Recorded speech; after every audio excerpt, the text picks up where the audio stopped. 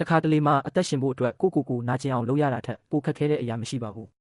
အခုလေလူသက်သမားတစ်ယောက်ဟာရန်သူတွေဝိုင်းနေတဲ့ကြားကနေလွတ်မြောက်ဖို့အတွက်မဖြစ်နိုင်တဲ့နည်းလမ်းကိုတုံးပြီးစူးစမ်းနေပါတယ်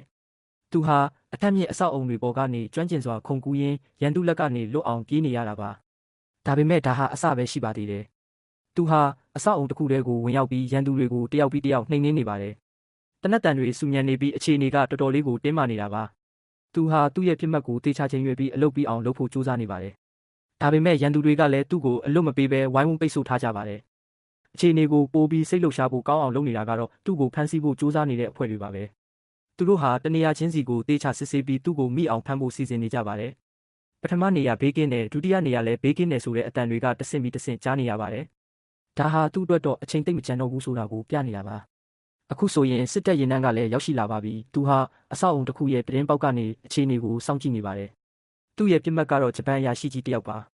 သူဟာတနက်ကိုတေချာပြင်ဆင်ပြီးအခွင့်အရေးကိုစောင့်နေပါတယ်ဒါပေမဲ့တစ်ဖက်မှာလည်းသူ့ကိုရှာဖွေနေတဲ့အဖွဲ့တွေကပိုပြီးနီးကပ်လာနေပါပြီသူဟာတက်ကိုအောက်ထားပြီးပြစ်မှတ်ကိုချိန်ရွယ်လိုက်ပါတယ်ဒိုင်းဆိုတဲ့အတန်နဲ့အတူကြည်စံဟာပြစ်မှတ်စီကိုတဲမတ်ရောက်သွားပါတယ်အရာရှိကြီးဟာ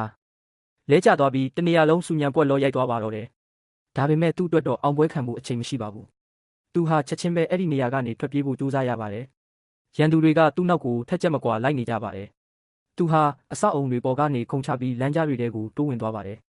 ဒါပေမဲ့ကန်ဆိုးစွာနဲ့ပဲသူဟာတနက်တန်ရရသွားပါတယ်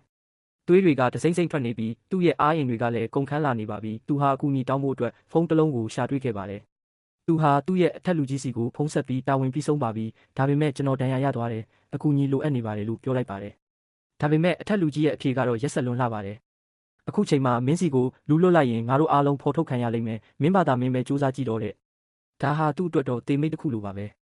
သူဟာကျွန်တော်ကိုအလွတ်မပေးပါနဲ့လို့တောင်းပန်ခဲ့ပေမဲ့တစ်ဖက်ကဖုန်းကိုချသွားပါပြီအခုသူတယောက်တည်းကြံခဲ့ပါပြီသူ့ရဲ့ဒဏ်ရာကလည်းပိုပြီးဆိုးရွားလာနေပါတယ်သူဟာအန်ကိုခဲပြီးသူ့ရဲ့ဒဏ်ရာကိုကိုယ်တိုင်ကုသဖို့ဆုံးဖြတ်လိုက်ပါတယ်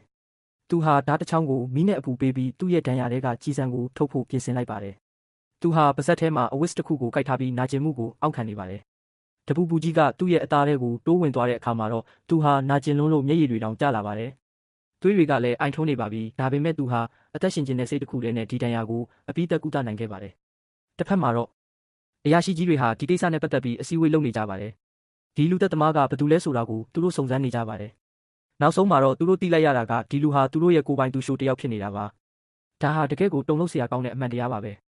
ဒါပေမဲ့အခုတော့သူဟာရန်သူရောမိမိလူတွေစီကပါအမဲလိုက်ခံနေရတဲ့တားကောင်တစ်ကောင်ဖြစ်သွားပါပြီသူဘယ်လိုဆက်ပြီးအသက်ရှင်မလဲဆိုတာကတော့